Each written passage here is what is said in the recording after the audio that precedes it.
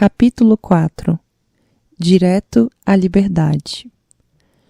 Um homem veio ao grande professor Bahauddin e pediu ajuda para seus problemas e orientação no caminho da doutrina. Bahauddin lhe disse para abandonar os estudos espirituais e retirar-se de sua corte imediatamente. Um visitante de bom coração começou a argumentar com Bahauddin. Você terá uma demonstração, disse o sábio. Nesse momento, um pássaro voou para dentro da sala, debatendo-se aqui e ali, sem saber para onde ir, a fim de escapar. O sufi esperou até que o pássaro pousasse perto da única janela aberta da sala e, de repente, bateu palmas. Assustado, o pássaro voou pela abertura da janela, direto à liberdade. Então, Bahauddin disse: para ele, este som deve ter sido algo assim como um choque, até mesmo uma agressão. Você não concorda? Há uma velha história. Existe um templo muito antigo na Tailândia, e a lenda diz que no início da criação, Deus ficou muito zangado com um anjo. O anjo havia cometido alguma desobediência e tinha sido algo tão grave que Deus o jogou na terra e lhe disse que deveria viver como uma serpente invisível nesse templo antigo. O templo tem uma torre com 100 degraus e todo peregrino que chega ao templo tem que ir à torre. Isso é parte da peregrinação. E Deus disse ao anjo: você terá que viver no primeiro degrau da torre e precisará acompanhar cada peregrino que chegar.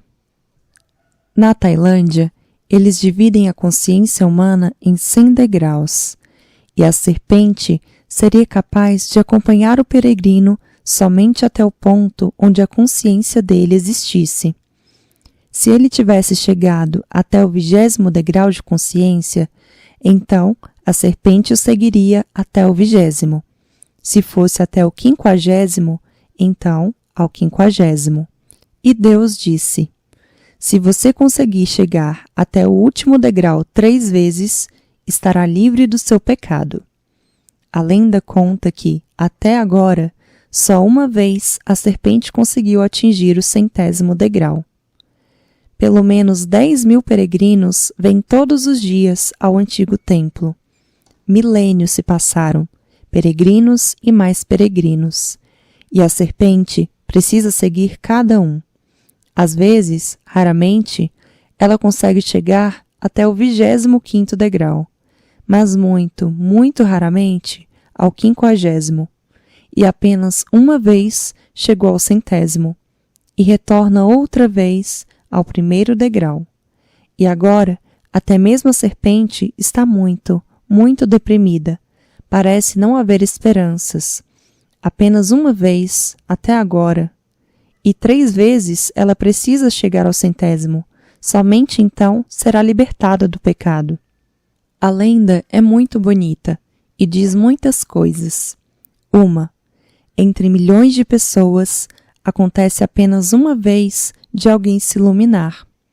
Tornar-se um iluminado é difícil, mas existe uma dificuldade ainda maior, a respeito da qual eu gostaria de lhe falar. Entre milhões, uma pessoa se torna iluminada, e entre milhares de pessoas iluminadas, uma se torna mestre.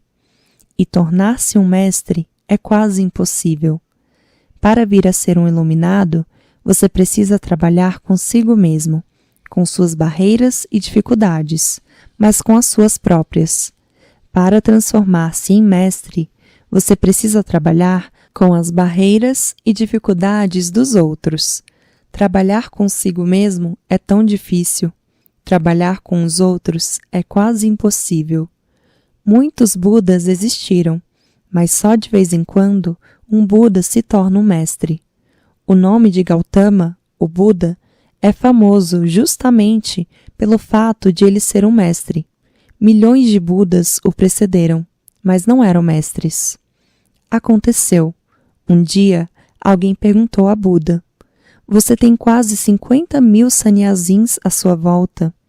Quantos deles se tornaram como você?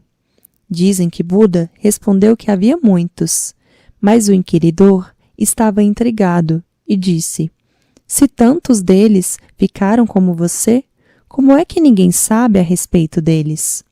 Buda respondeu: eles se tornaram iluminados, mas não são mestres.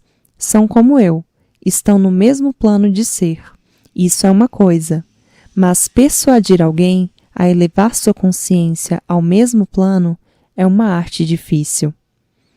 É quase impossível persuadir o outro em direção a picos mais altos de existência, porque o outro criará toda sorte de resistência. E quanto mais você tentar ajudá-lo a subir, mais o ego dele estará ali para resistir. E o ego vai gostar muito de cair cada vez mais. O ego será o inimigo. E o outro está identificado com seu próprio ego. Pensa que é o ego. Por isso, quando o mestre tenta transformá-lo ou ajudá-lo, você cria toda sorte de barreiras para não ser ajudado. Professores existem muitos, mestres muito poucos. Os professores são muito baratos. Você pode obtê-los a 1 rúpia a dúzia, porque ser um professor não é nada. Você precisa de um pouco de capacidade intelectual para entender as coisas, um pouco de capacidade para explicar as coisas. Se você for um tanto capaz, poderá se tornar um professor. As escrituras estão aí. Você pode memorizá-las. Com um pouco de prática, você poderá atingir uma certa penetração lógica nas coisas. Poderá fazer as pessoas se calarem. Poderá provar coisas. E muitas ficarão atraídas, porque as pessoas vivem em seus centros intelectuais, em suas cabeças. Um professor é uma pessoa orientada racionalmente, mais racional do que você. Ele pode impressioná-lo, mas essa impressão não o levará a parte alguma. Você vai ficar no mesmo lugar. Ele próprio não está em parte alguma. Um professor é alguém que ensina sem saber o que está ensinando, que fala de coisas que não conheceu, de mundos sem qualquer experiência. Ele não saboreou coisa alguma do desconhecido. Ele pode ter experimentado muitas coisas dos Vedas, do Alcorão, da Bíblia e dos Upanishads. Pode ter reunido muitos conhecimentos, mas não tem sabedoria alguma. Mas você consegue se adaptar a um professor muito facilmente, porque ele é do mesmo tipo, pertence ao mesmo nível de ser que você, ao mesmo plano. Os professores se tornaram por demais influentes.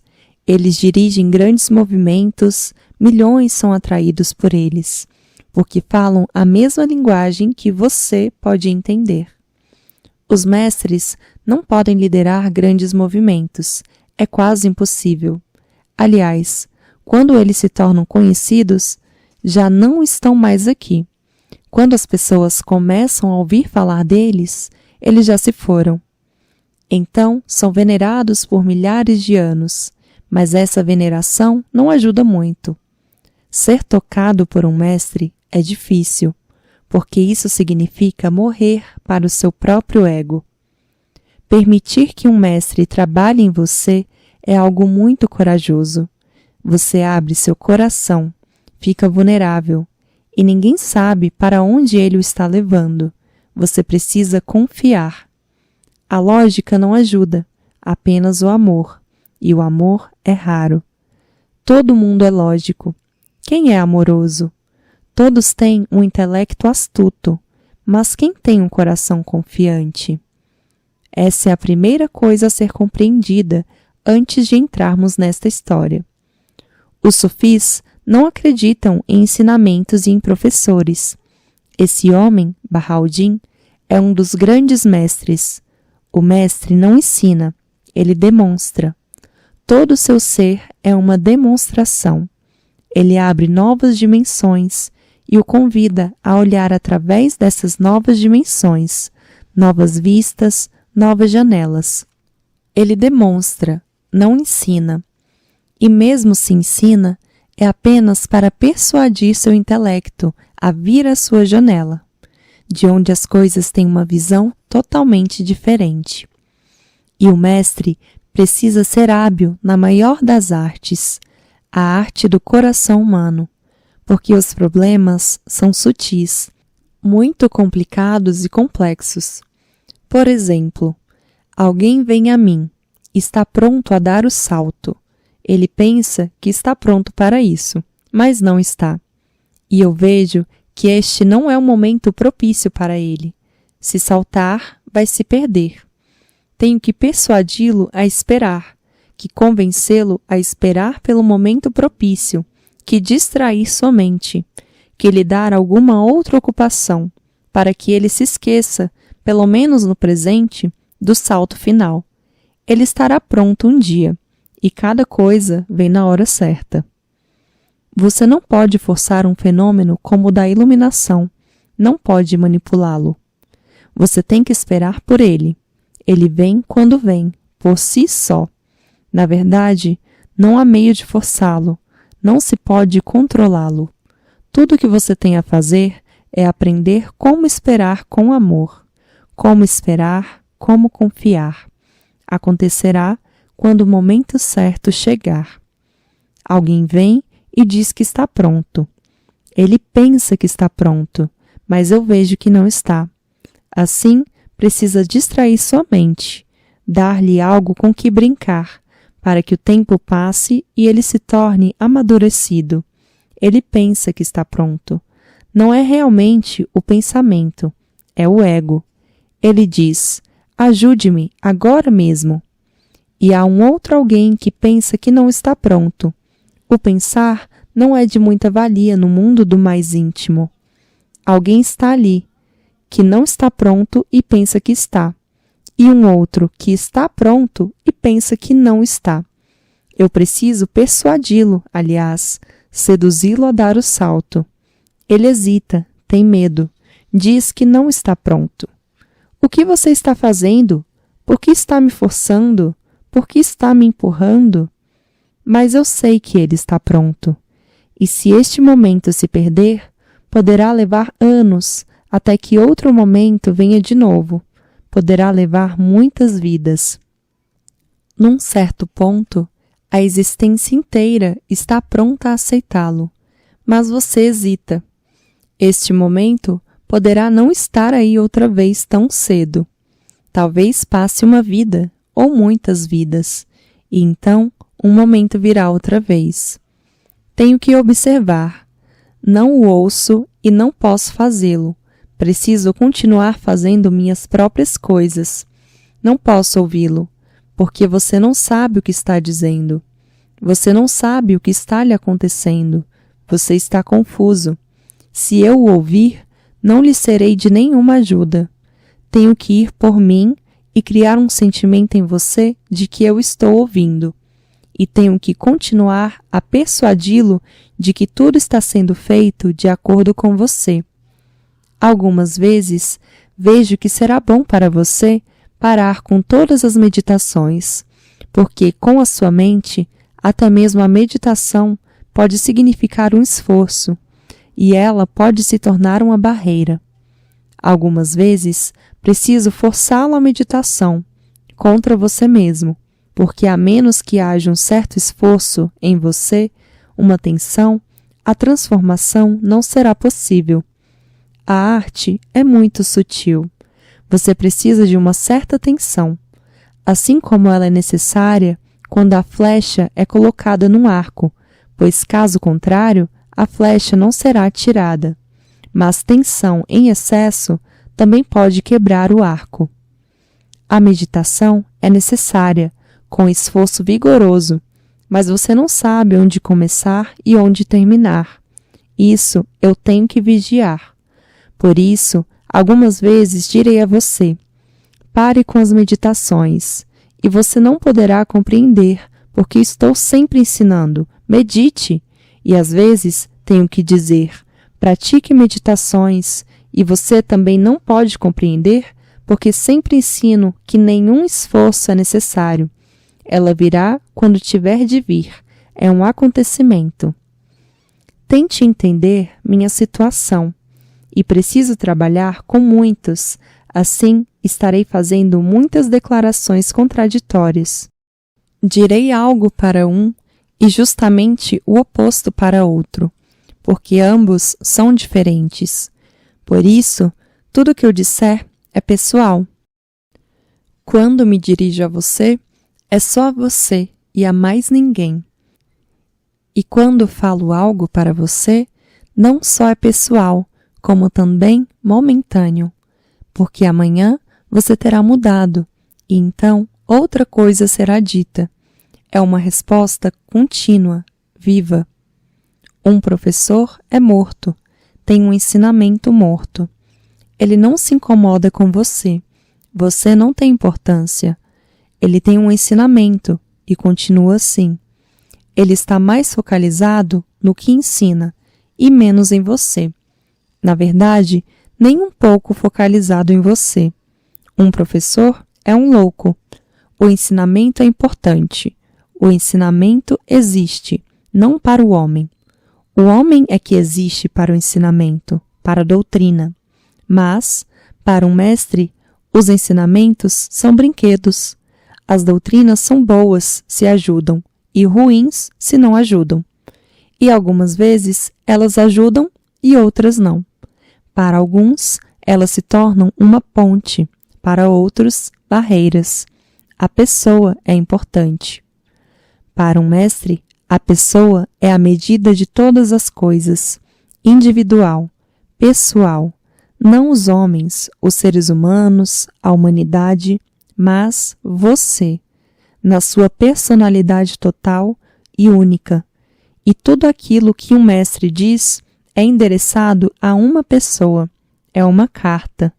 Você não pode criar um critério disso, não pode fazer uma generalização disso.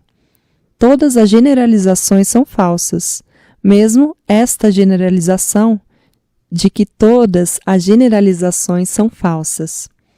É muito sutil esta arte. Precisa ser, pois é um esforço transformar o coração humano, a coisa maior da evolução, o ponto máximo a que chegou a existência. Um professor continua a lhe dar informações sobre Deus, a verdade, o céu e o inferno. Um mestre simplesmente abre seu ser para você, demonstra-lhe o que a verdade é. O que estou fazendo aqui? Estou embriagado com a existência. Sou um ébrio. E lhe permito chegar mais perto de mim, para se embriagar comigo, para participar. E quanto mais perto você vier, mais bêbado vai ficar. E chega um momento em que o discípulo e o mestre se sentam silenciosamente. Ninguém sabe quem é o discípulo e quem é o mestre. Eles se aproximaram tanto como duas chamas que vão ficando mais e mais e mais perto, e num salto súbito, as duas se tornam uma. Para entender o mestre, você precisa se aproximar. Com o professor, você pode ficar tão distante quanto possível. Não há problema. A aproximação não é necessária. A intimidade não está envolvida. Com um professor, você se mantém descompromissado. Com o mestre, o compromisso total, o compromisso absolutamente final é necessário. Este é o significado. Você nada pode obter de mim antes que você morra. Esse é o significado desse provérbio sufi, porque quando você morre, está totalmente compromissado. Agora não há volta, não há ninguém a quem recorrer. Um compromisso é um ponto sem retorno. Para onde você retornará? Você queimou a casa. Alguém, de mente astuta, gostaria de ficar longe, não participando, como um observador. Mantendo distância, ele mantém sua casa intacta, porque se algo de errado acontece, ele pode voltar, pode recuar, mas tudo que é lindo na vida vem através do compromisso. No Ocidente, em particular, compromisso se tornou uma palavra condenada, uma palavra tabu. No momento em que você ouve compromisso, fica com medo. Eis porque, no Ocidente, tudo que é belo e profundo está desaparecendo. O amor não é mais possível, apenas o sexo. O sexo é sem envolvimento, mas o amor é um compromisso. O sexo é feito entre dois estranhos. O amor é entre duas pessoas íntimas, não estranhas, que sentem uma afinidade, que não estão ali só para explorar um ao outro, mas para crescer um com o outro. No amor é necessário o compromisso, e sem amor, o sexo se tornará fútil. Ficou assim no Ocidente. Se você não estiver compromissado, a meditação não será possível. Você poderá permanecer um espectador. Se você quer ser um espectador, então permanecerá na periferia. O comprometimento o leva ao próprio centro das coisas. Estar com um mestre é um comprometimento. É a mais alta forma de amor, de meditação e de oração. No Ocidente, só têm existido professores. No Ocidente, professor e mestre não são duas palavras totalmente diferentes. São sinônimas, significam o mesmo. É por isso que, nesta história, mestre está traduzido como professor. Bahauddin não é um professor, ele é um mestre. Mas em inglês não há diferença entre mestre e professor. Em inglês não existe uma palavra como guru. É um profundo envolvimento com uma pessoa, tão profundo que você fica pronto a morrer por ela. Amor, meditação, oração, tudo isso são compromissos profundos. E quem tem medo do comprometimento? O ego é que tem medo do compromisso, porque compromisso significa que agora não há mais volta. A ponte se quebrou e você sente medo. Apenas o futuro desconhecido está ali, e não há mais passado. Você se sentirá atordoado. E se olhar nos olhos de um mestre, se sentirá atordoado, pois ele está vazio, é como um abismo sem fim. Você gostaria de se apegar a algo, porque há perigo, você sempre se perderá. Isto é assim. Você não pode se encontrar, a não ser que se perca, e não pode renascer, a não ser que morra. Um mestre é uma morte e uma vida, uma morte e uma ressurreição. Agora, vamos entrar lentamente nesta história. Um homem veio ao grande mestre Bahauddin e pediu ajuda para seus problemas e orientação no caminho da doutrina. Bahauddin lhe disse para abandonar os estudos espirituais e retirar-se de sua corte imediatamente. Parece muito cruel, muito duro. Não combina com o ideal de um mestre. O homem veio como um buscador, queria ajuda. Veio como um mendigo, e não deveria ser do comportamento de Bahauddin dizer: abandone os estudos espirituais e saia dessa corte imediatamente, agora mesmo. Por que Bahauddin o expulsa? Um mestre existe para ajudar, convida pessoas, saúda quem vem. Ele existe para esta finalidade. Então, por que Bahauddin se comporta assim tão mal? Ninguém espera tal atitude de um mestre. E o homem pediu apenas alguma ajuda para seus problemas e orientações no caminho.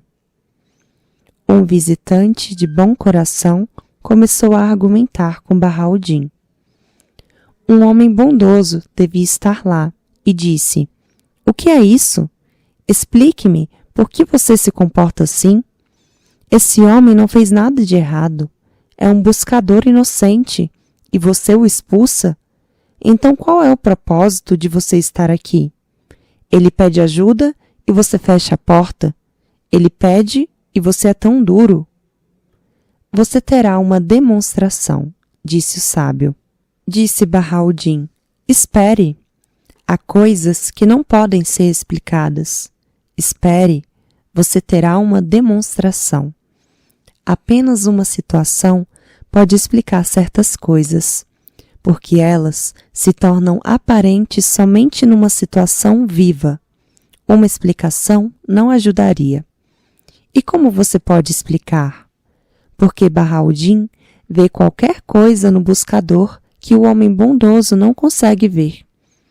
Como você pode explicar a luz para um cego? Nenhuma explicação seria suficiente. E tudo o que disser vai parecer uma racionalização. Vai parecer que você é duro e cruel e que agora está tentando racionalizar seu comportamento. Bahauddin disse, espere, você terá uma demonstração. Nesse momento, um pássaro voou para dentro da sala, debatendo-se aqui e ali, sem saber para onde ir, a fim de escapar. O sufi esperou até que o pássaro pousasse perto da única janela aberta da sala e, de repente, bateu palmas. Assustado, o pássaro voou pela abertura da janela, direto à liberdade. Então, Bahauddin disse, para ele, este som deve ter sido algo assim como um choque, até mesmo uma agressão. Você não concorda? Realmente é uma bela situação. Bahauddin está dizendo muitas coisas sem pronunciá-las. Está dizendo, o homem que se aproximou estava exatamente no limiar da liberdade total. Ele não precisa de qualquer ajuda. A ajuda se tornaria uma escravidão para ele, seria uma carga. Ele não precisa mais de ensinamentos, essa fase passou. Ele está quase pronto para voar para o céu e não precisa de qualquer treinamento. Ele precisava ser empurrado e foi isso que fiz. Se eu lhe permitisse ficar, não teria sido compaixão. Expulsando-o pela porta e fechando-a é que foi compaixão. Bahauddin está querendo dizer, conheço este homem, seu coração está absolutamente pronto. A qualquer momento, o pássaro estará voando. Agora, sem apego às palavras, sem qualquer ensinamento, sem necessidade de entender o caminho. É uma necessidade. Numa certa fase do crescimento espiritual, você precisa de ensinamento e tudo mais. Precisa ser ensinado a respeito do caminho. Precisa ter certeza dele. Precisa de muito treinamento. Mas chega uma hora em que a pessoa tem que crescer para além deles.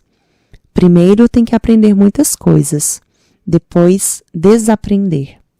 Primeiro tem que ser ensinada a fazer meditação, depois a jogá-la na lata de lixo.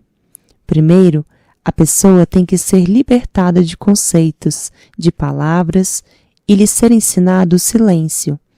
E então, chega um momento em que precisa de abandonar também esse silêncio. De outro modo, isso também pode ser uma amarra. Você pode se prender a um pensamento, pode se ligar ao silêncio. Porque então o silêncio não é outra coisa senão um pensamento no silêncio. Como você sabe que se tornou silencioso? É outra vez um pensamento. Como você sabe que agora está feliz? É novamente um pensamento. E se existe a felicidade, a sensação de ser feliz e o pensamento, então, em algum lugar, no pano de fundo, deve haver a infelicidade emboscada, esperando assim como uma sombra. Primeiro, a pessoa precisa largar a infelicidade e depois também a felicidade.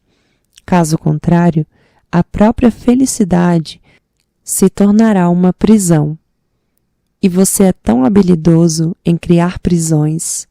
Você pode criar prisões à custa de qualquer coisa, até de Deus.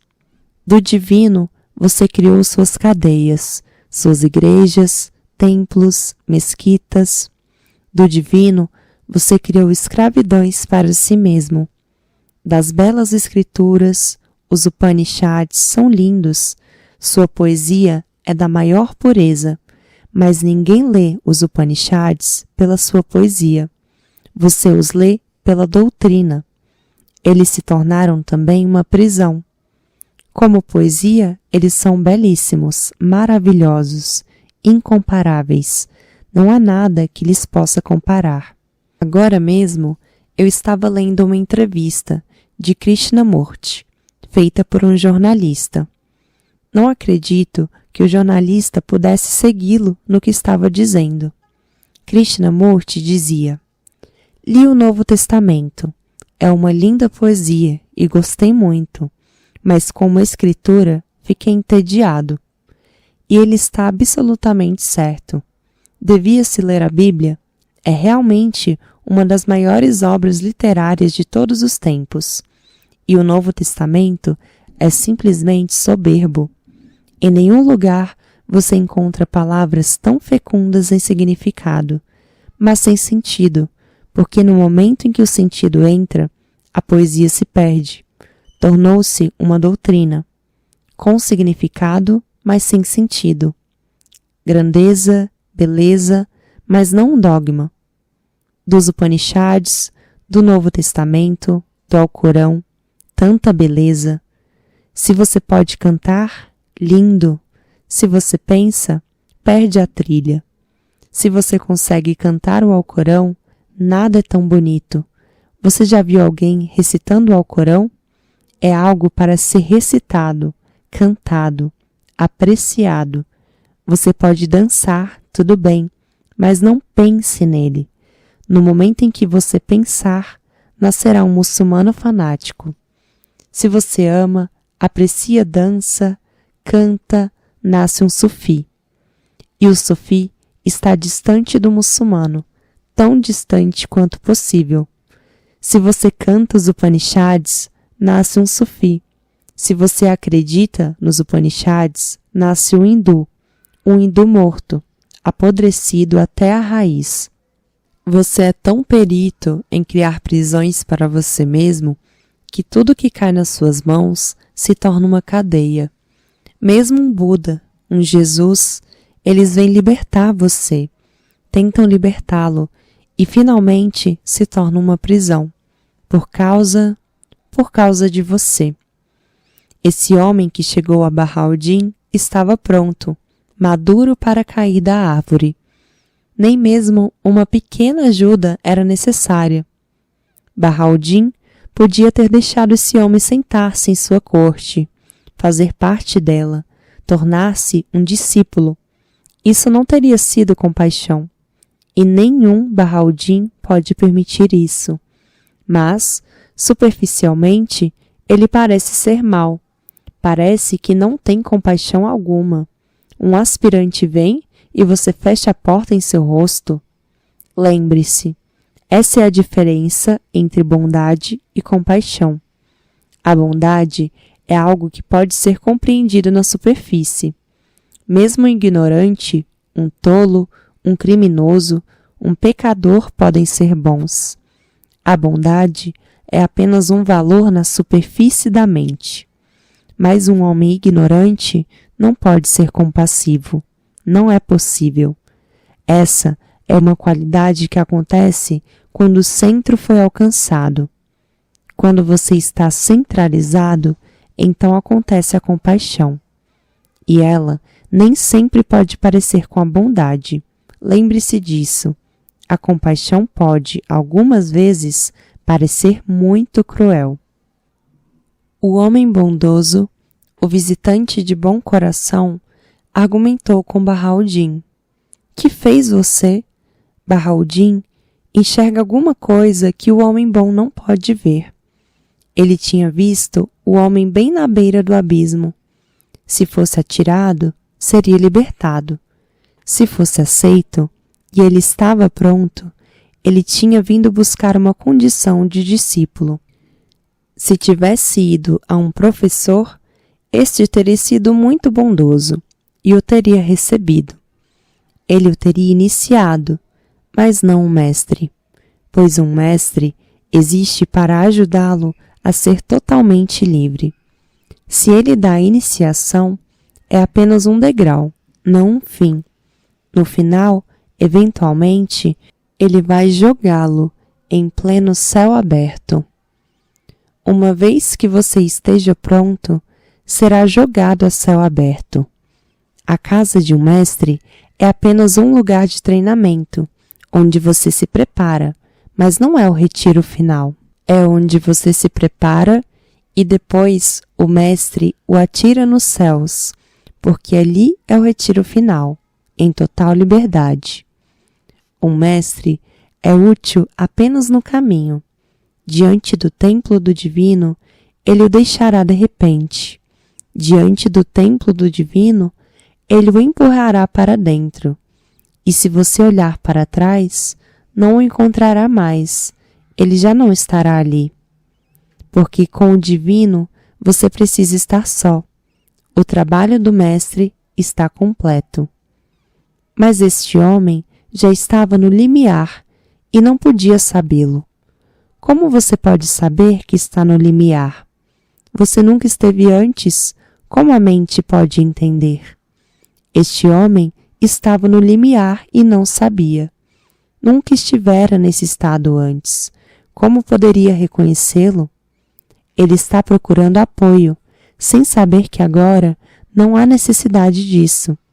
E se lhe fosse permitido sentar-se, muitas outras coisas aconteceriam e poderiam ser perigosas.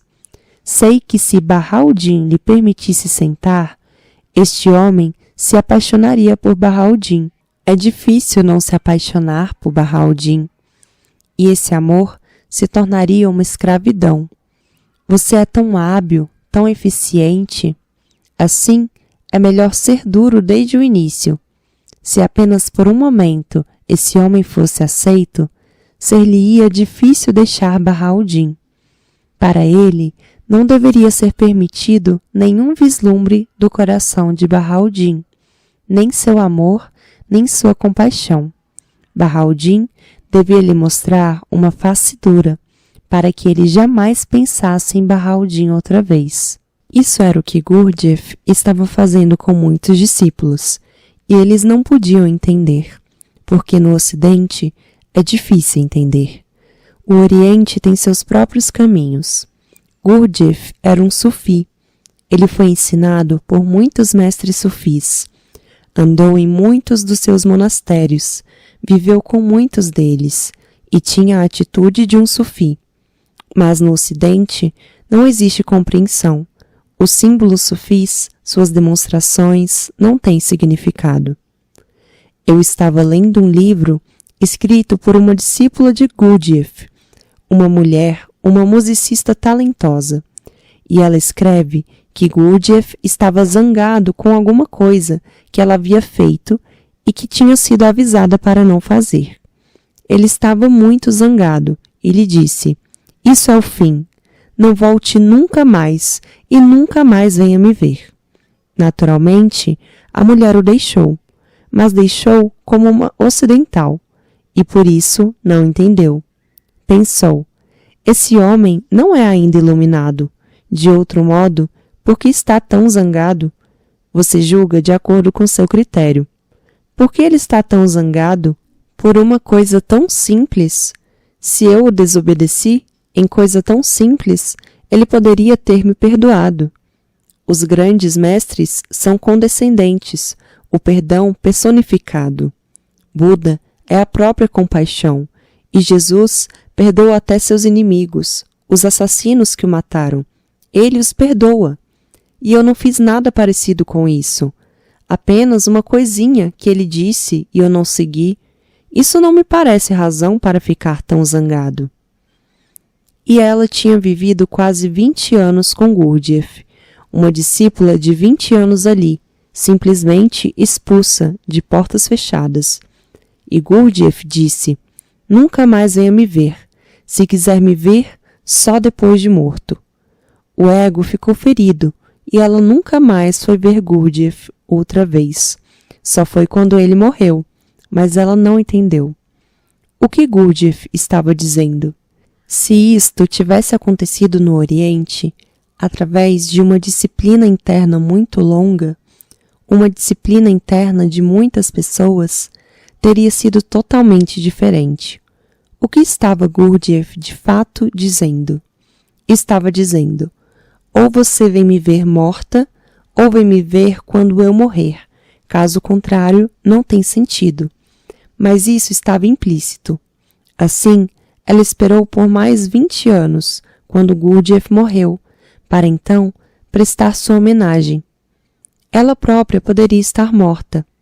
Esta era a situação. Gurdjieff não estava zangado porque ela havia desobedecido. Essa atitude de zanga estava criando uma situação. Essa desobediência era apenas uma desculpa. Ele teria ficado zangado se ela tivesse obedecido ou desobedecido. Isso era irrelevante. Teria achado um outro motivo e teria ficado zangado. Isso era necessário.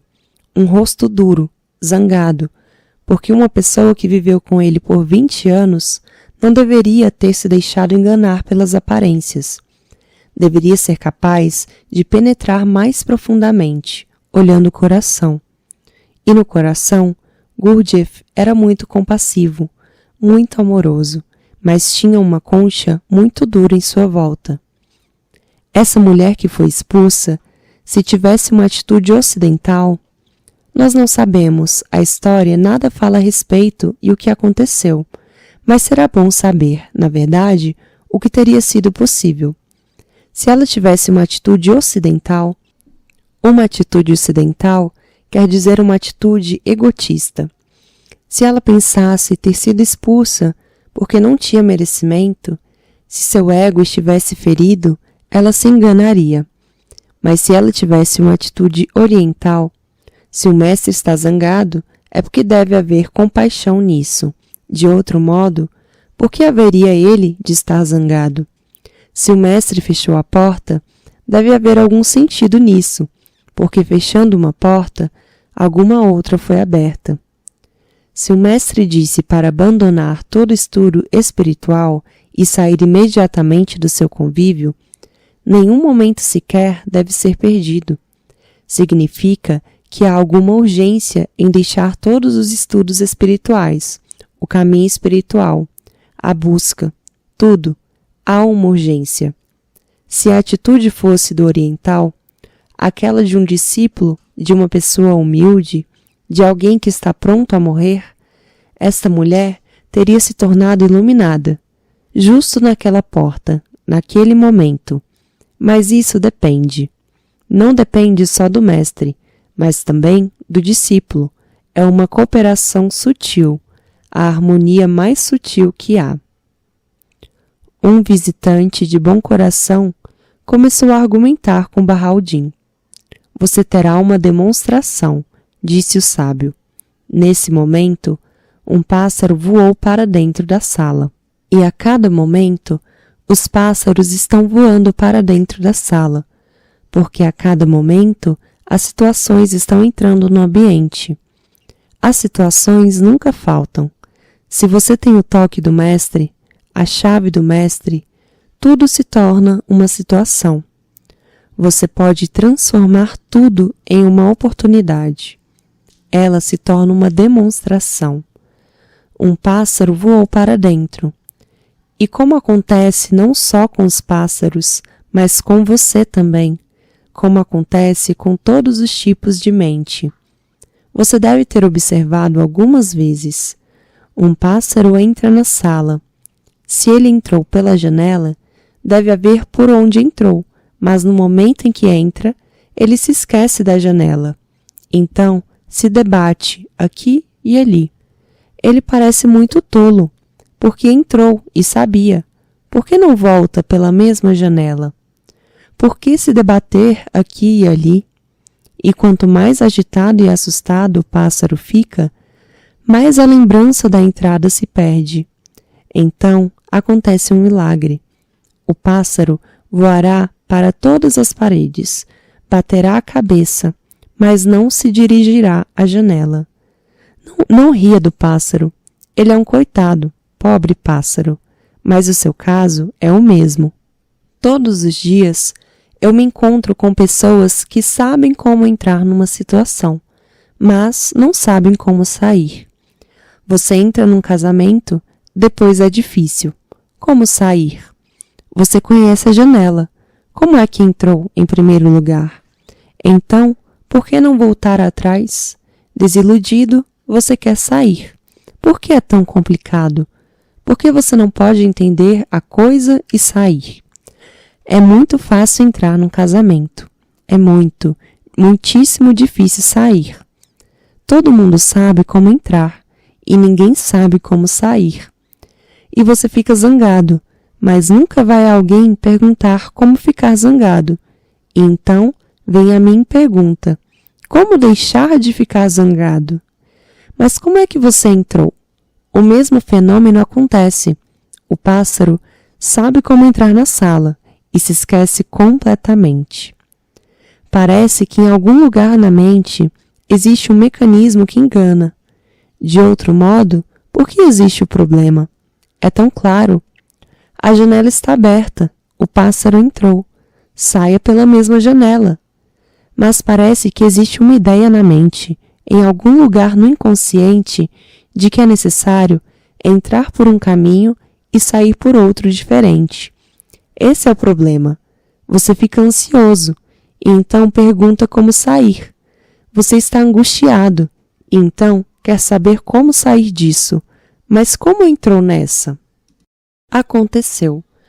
Mullah Nasruddin estava andando com seu filho e a criança viu um ovo esquisito ao lado da estrada. E como as crianças perguntam, ela perguntou ao pai: eu sempre quis saber como é que os pássaros entram nos ovos. Mullah Nasruddin respondeu: eu também fico curioso, mas eu queria saber como eles saem deles. E eu não sei a resposta. Tenho sempre pensado, por toda a minha vida, e agora você criou uma nova questão. Eu ainda não encontrei resposta para como eles saem do ovo, e agora você criou um novo problema. Como é que eles entram? Em algum lugar, no inconsciente, a mente tem um mecanismo profundo. Ela sente que deve existir dois caminhos: como entrar e como sair. Não existem dois caminhos. É o mesmo. Pela mesma porta você entra e pela mesma porta você sai. E se compreender como entrou, poderá compreender como sair. Assim, quando você ficar zangado, apenas preste atenção como você está entrando nisso. Passo a passo, devagar, preste atenção e, de repente, ficará iluminado. Vai sentir uma luz súbita e essa é a maneira como você tem que recuar. O pássaro entrou. Nesse momento, quando Bahauddin disse: vou demonstrar imediatamente, um pássaro voou para dentro da sala, debatendo-se aqui e ali, sem saber para onde ir, a fim de escapar. Essa é a situação de todos. Você entrou na vida, agora está se debatendo aqui e ali, sem saber como escapar, para onde escapar. Todas as técnicas de meditação nada mais são do que auxílios para fazê-lo consciente de como entrou. Isso é recuar. Quando sua mente se torna silenciosa, você será capaz de recuar. Você pode reviver todo o filme para trás. Pode recuar até a infância e depois recuar até o útero materno. E então chega o momento em que você vê a primeira coisa, como entrou no útero. Seu pai e sua mãe apenas criaram uma situação, e nessa situação você entrou. A janela estava aberta, você entrou, e é a mesma para sair. Meditações mais profundas vão lhe revelar todo o seu passado, não só desta vida, como de outras também. Buda fala de muitas vidas, como foi um elefante e como morreu, como se tornou uma lebre e como morreu, e como se tornou um leão e como morreu, e ele conta como se tornou Siddhartha. Recuando para trás, você chega à verdadeira porta pela qual entrou na existência, e essa é a porta pela qual você pode voar para fora. Mas vai ser preciso ter uma mente muito, muito silenciosa, alerta, atenta e inteligente. O Sufi esperou que o pássaro pousasse. Em histórias como esta, cada palavra é significativa. O Sufi esperou até que o pássaro pousasse.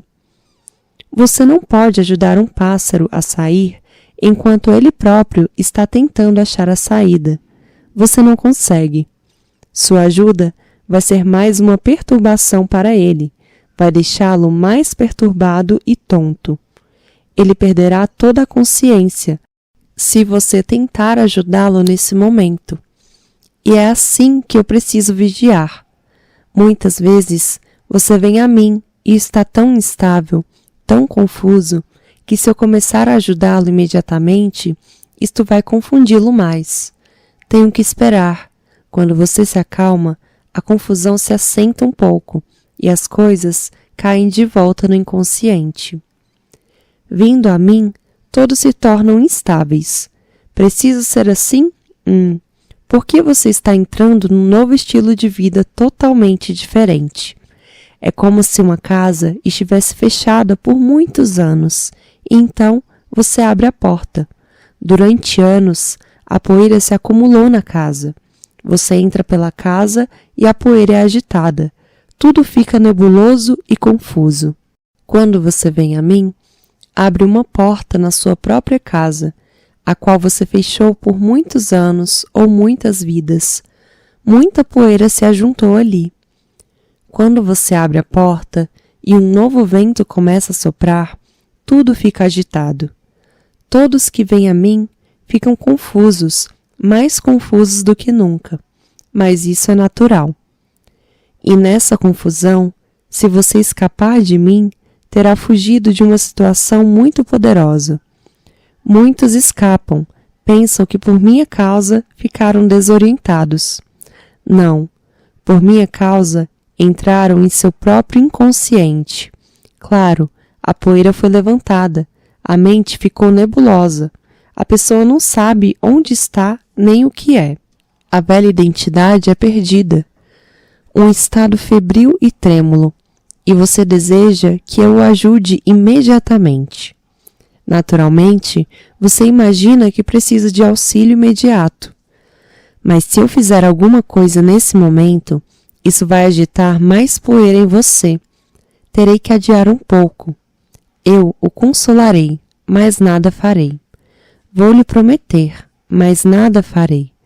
Preciso ser mentiroso muitas vezes, por sua causa. De outro modo, você não será capaz de compreender. Só posso ajudá-lo quando o pássaro tiver pousado. Só então alguma coisa pode ser feita. Agora o pássaro fica numa situação onde algo pode ajudar. O Sufi esperou até que o pássaro pousasse perto da única janela aberta da sala e, de repente, bateu palmas. O pássaro pousou perto da janela. Agora, ele não está tão desesperado para sair. Quando você fica muito desesperado pela iluminação, ela não é possível. Quando você fica obcecado pela meditação, ela não acontece. Quando você para um pouco, tudo se torna possível. Quando você tem febre, a primeira coisa a fazer é tirá-lo desse estado. Enquanto isso, nada pode ser feito. Nenhum outro treinamento ou disciplina é possível nesse momento. Por isso, quando as pessoas vêm a mim, eu lhes digo: descansem alguns dias, acomodem-se, sintam-se em casa. Então, eu posso bater palmas. O Sufi, que fez ele? De repente, bateu palmas. Temeroso, assustado, chocado, o pássaro voou para fora da janela. Assustado, o pássaro voou pela abertura da janela, direto à liberdade. Então, Bahauddin disse: para ele, este som deve ter sido algo assim como um choque, até mesmo uma agressão. Você não concorda? Ele perguntou ao homem bondoso: qual é a atitude do pássaro? Minhas palmas devem ter sido um choque, mas esse era o único jeito de ajudá-lo. Foi duro, deve ter sido uma agressão, mas somente através dela o pássaro encontrou a liberdade. Agora ele está bem alto, no céu, voando. Agora ele vai sentir grato a mim, mas quando eu bati palmas, ele deve ter ficado zangado, deve ter pensado que sou áspero, um inimigo até. O pássaro estava com medo, mas agora, quando está voando e desfrutando o céu outra vez, totalmente livre, agora ele fica agradecido a mim, agora pode se sentir grato. Muitas vezes irei feri-lo, muitas vezes eu já o feri e muitas vezes você ficará chocado. Muitas vezes você verá em mim o inimigo, não o amigo. Mas é assim, é natural. Não espero outra coisa agora, não lhe é possível. Mas quando você estiver voando pelos céus infinitos, então entenderá essas dores que eu precisei lhe causar. Não foi porque eu era duro, foi a única forma de ajudá-lo, e só então você se sentirá grato. Aconteceu que em um monastério zen, na China, um mestre estava celebrando o dia da iluminação de seu próprio mestre. Este já havia falecido. Na China, um discípulo celebra o dia da iluminação do seu mestre, só se ele próprio for um iniciado. Caso contrário, não. O povo das aldeias vizinhas se juntou e perguntou ao mestre o que ele estava celebrando. Por que está festejando? Nunca soubemos que você havia sido aceito pelo seu mestre, ou mesmo que foi iniciado. Pelo contrário, os rumores dizem que quando você pediu para ser iniciado, ele o rejeitou e o mandou embora. Portanto, por que está celebrando? O mestre sorriu e disse: porque ele me rejeitou. Por isso. Sua rejeição foi a iniciação, mas naquele tempo eu não pude compreendê-lo. Se ele tivesse me aceito, eu não me iluminaria tão cedo. Ele me rejeitou por profunda compaixão, e sua própria rejeição foi a iniciação. Na sua própria rejeição, ele me aceitou. Ele disse: você não precisa disso, vá embora, o mais longe possível de mim, pois, caso contrário, você vai fazer de mim uma prisão. E quando ele me rejeitou, fiquei muito sentido, e carreguei essa ferida por muitos anos. E era tão dolorosa que jamais procurei outro mestre. Fiquei com tanto medo. Simplesmente me retirei para a floresta e comecei a viver por mim, porque se um homem tão caridoso me havia rejeitado, quem poderia me aceitar? Esse era o último abrigo, e as portas tinham se fechado. Agora não havia mais refúgio para mim. Sentindo-me indigno, ferido, magoado, andei. Nunca tentei, nunca bati na porta de outro mestre. Fiquei tão medroso, mas sentando-me em silêncio, sem nada fazer, porque eu não sabia o que fazer. O mestre me havia rejeitado, não me havia dado qualquer método, qualquer técnica, nada. Sentindo-me só, permanecendo só, no início era triste, era negativo. No começo, sentia continuamente a rejeição. Mas aos poucos, sentando-me em silêncio, a rejeição desapareceu, a tristeza sumiu. Pois, por quanto tempo você consegue ficar triste? Isto vem e vai. Devagar, a solidão desapareceu. Eu me tornei solitário. E aos poucos, comecei a sentir que talvez o mestre tivesse me recusado só para me atirar na minha solitude, lá na floresta. Talvez tivesse dito que não era preciso nenhum método. Você simplesmente senta-se em silêncio. Talvez me rejeitasse para que eu não me apegasse a ele. Aos poucos, a ferida não mais existia, estava curada. e comecei a ter um profundo sentimento de amor pelo mestre. E devagar, o amor se transformou em confiança. Em um dia, de súbito, eu descobri e ri alto, bem alto, porque esse mestre era algo estranho. Ele tinha me iniciado através de sua rejeição. Eis porque estou celebrando o dia da iluminação dele. Sou seu discípulo. Ele me deu iniciação através de sua rejeição. Eu fui iniciado, sou seu discípulo. Sou iluminado por causa dele, e teria sido muito cruel se ele tivesse me aceito. Sutis são os caminhos, e você não pode julgar com seu critério tão rude. Seu critério está apenas na superfície. Assustado, o pássaro voou pela abertura da janela, direto à liberdade. Então, Bahauddin disse: para ele, este som deve ter sido assim como um choque, até mesmo uma agressão.